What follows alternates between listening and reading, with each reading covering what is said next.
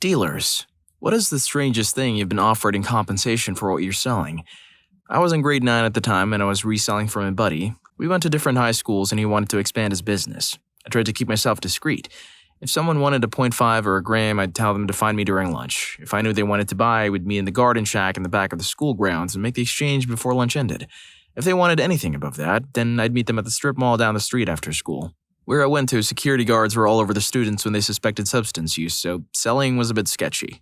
Fast forward to a couple months after I first started selling. I'm in history class writing notes when all of a sudden the principal's receptionist says on the PA, insert my name here, "Please come down to the principal's office immediately." I'm filled with dread the moment I heard those words. Maybe I wasn't discreet enough. Maybe I'm going to jail. Maybe I'm getting expelled. All these thoughts started going across my mind as I'm walking to the principal's office. When I get there, the receptionist signals me to walk inside the principal's office. So I do so and I take a seat. It was kind of awkward because he was just looking at me for a few seconds without saying a word. Out of nowhere, he says, "Do you sell grass?" I'm sweating at this point. This is like my worst fear, getting caught for doing something illegal. I knew what I was getting into when I started selling, but I was young and scared. I mumbled, "Yes, sir." I thought lying at this point would only get me in more trouble, so I decided then and there I'd take my punishment and get on with my life. He gets up and locks the door, takes a look through the window and closes the blinds. I'm going to paraphrase here because I can't remember exactly what he said, but this is what I remember. "This is an odd request, but is it possible you could spot me a gram? My dealer is currently dry and I don't know anyone else who sells it." What the heck? I didn't know whether to feel relieved or even more worried about my future in this school. This is my 50 to 60-year-old principal, who just moments ago asked me to spot him a freaking gram. I just said yes and tried not to giggle. He wanted me to straight up just pull it out of my pocket and give it to him. I didn't want to meet up anywhere after school. He didn't want to punish me. He just wanted what I was selling. So I obliged. I pulled out one of my tiny little baggies and just put it on his desk. He said thanks and dismissed me, and I went back to class. To this day, I still think back and wonder what would possess someone of his position to ask a student for that. Completely changed my view of the man. I kind of liked him more. Lol. Plot twist. The principal accidentally left the PA system on so the whole school heard what went down. Story 2. Oh man, I have to share this story. I was a smoker of 20 working in a warehouse, having been there about a year at the time. My dealer was going to a tech school nearby and wouldn't you know it, he was having a hard time with math. I mean, really, really hard time. There's no way he passed high school math kind of bad. He was failing everything he did and flat out not doing anything else. He paid me with a bag of grass to catch him up and help him pass math. I was always pretty good at math, and I had a buddy of mine that was in engineering that didn't mind helping me too, so it should be an easy task. So about 2 hours in, I've been making almost all A's. It was very simple math problems, multiplying fractions, converting units, etc. For the most part, but I was having to review a little for everything because of curveball questions they like to throw. Within the next 2 hours, I had my friend show up and we smoke and continue working. After about 4 hours, though, I begin to notice that the score isn't going up much at all. I decided to do the math on how his grade was factored with what he had done versus what he would need to pass. The dude managed to fail 3 of 4 major tests, and the highest his possible grade could get was a 67. Screw me for not checking beforehand. The worst part of it all? The guy was too freaking dumb to understand why he was still failing the class, blaming me for not finishing the last few assignments as a reason for his grade not getting high enough. He didn't know enough math to calculate his own grade and how badly he screwed himself by failing major tests and how weighed percentages worked. 1 out of 10 would not recommend that trade to others. Just to clarify, he needed 70% to pass. Story 3. My ex was a dealer. It's actually how we met. I'm ashamed and you'd never even hear me speak of this at this point in my life. I've been with my current husband for 9 years now. My ex and I were together for about 6 years and are still friendly. He's not a bad guy. Terrible husband, but good in other respects. People always joke that Dante from Grandma's Boy reminded them of him. I totally see it. His current hobbies are flying drones and riding a Segway. We got lizards, motorcycle safety gear, houseplants, yard work, artwork, any random thing basically that struck our fancy. And of course, all the standard gift cards, expensive glass pieces, etc. Oh, and we got 2 dogs. A really crappy guy who went by Apollo gave us his dogs for a bag. We basically just gave him stuff and decided to accept the dogs in order to rescue them. He was an awful owner. To add more stuff we got in trade, as I sit here remembering, hotel rooms for the night. That was a recurring thing. A client was a manager of a nice big hotel and he'd let us stay in really nice rooms that were vacant.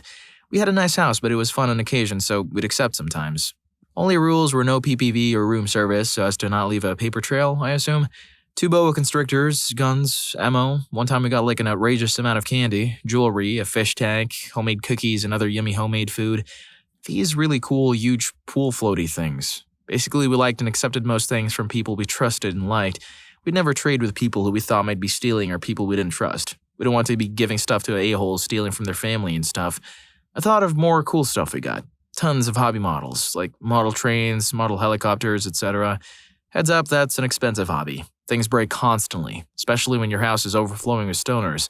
Furniture, like a brand new living room set, I think that was stolen off a truck and it always makes me feel guilty to think about. Bikes, skateboards, a snowboarding lesson, knitted accessories, an elaborate ant farm. FYI, you probably don't want an ant farm.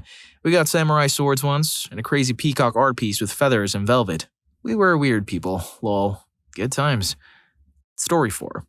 Oh, my time has come. Let me regale you with a tale that's part scumbag, part American pickers.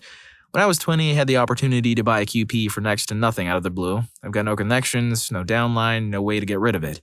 $200, I believe it was. Guy I bought it from was being evicted that day. It was quality, too.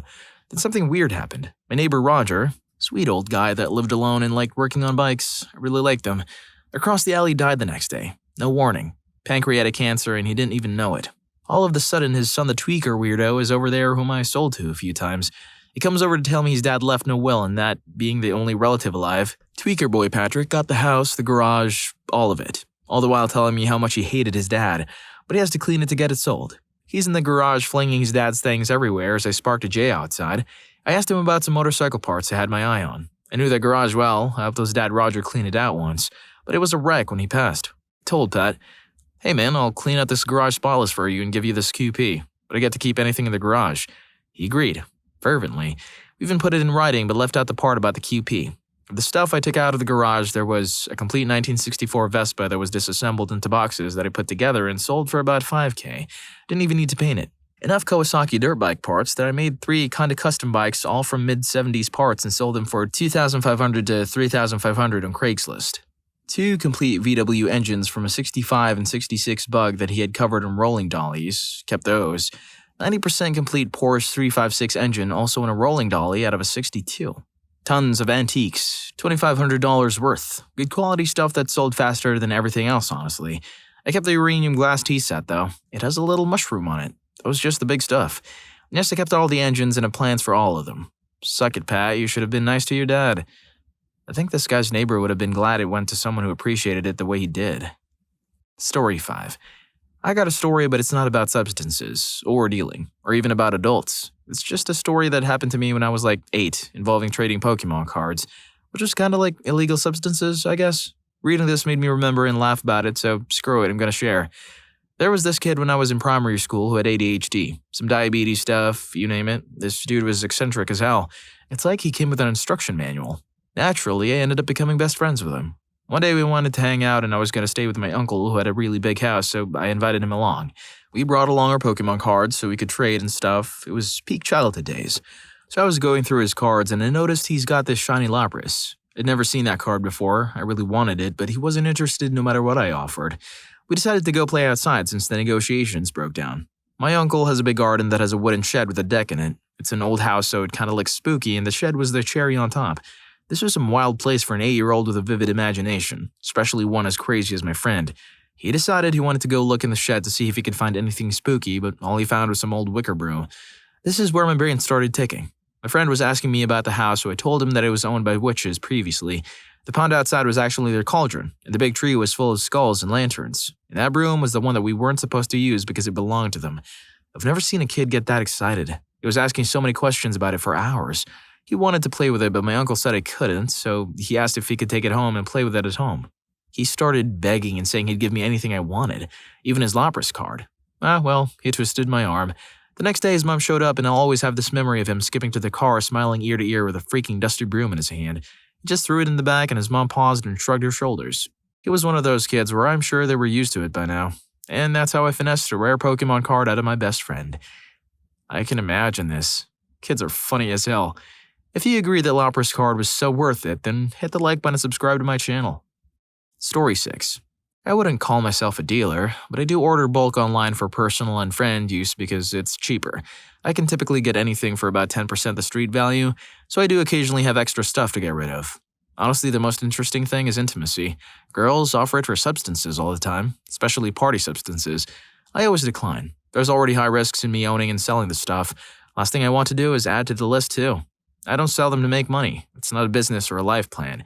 I'm not trying to climb the ladder in that type of ring. I buy in bulk, use what I want, and sell the rest at just the right price for me to get another batch. So even when selling, I don't make money. Too many people seem to think of me as some sort of hardened criminal who deals and has no morals.